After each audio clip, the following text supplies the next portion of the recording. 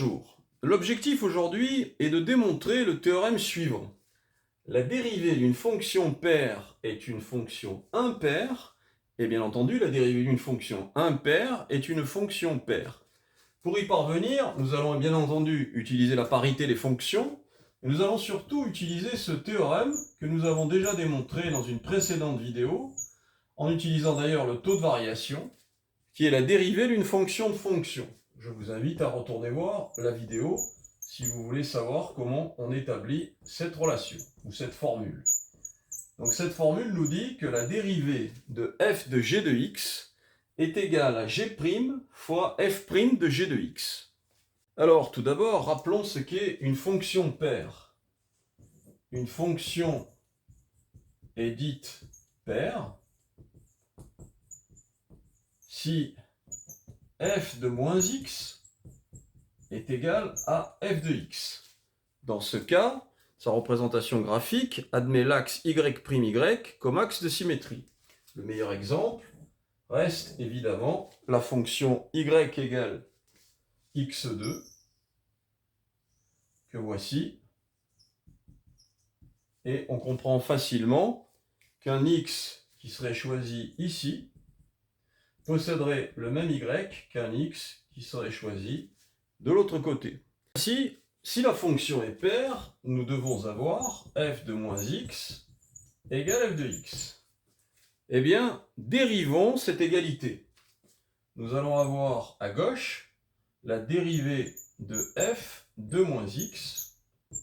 Et cette dérivée, en appliquant la dérivée d'une fonction de fonction, nous donne tout simplement moins f' de moins x.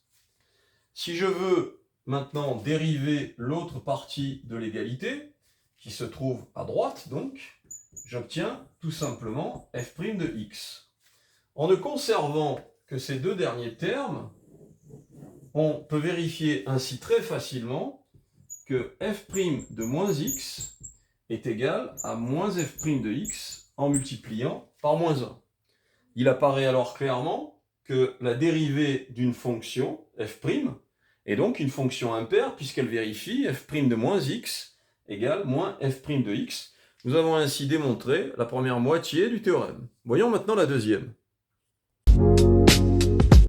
Une fonction est dite impaire si f de moins x est égal à moins f de x. L'exemple le plus classique est évidemment la fonction x3, que l'on peut représenter assez sommairement comme ceci.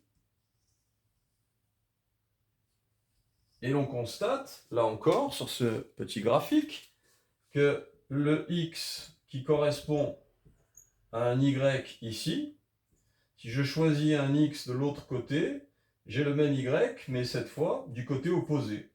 Ce sera donc un moins f de x. C'est la raison pour laquelle f de moins x égale moins f de x.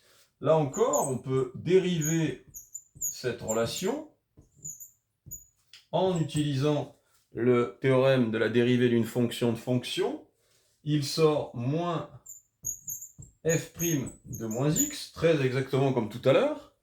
Et à droite, c'est-à-dire de l'égalité, c'est-à-dire ici, nous allons avoir tout simplement la dérivée de moins f de x qui donne moins f' de x.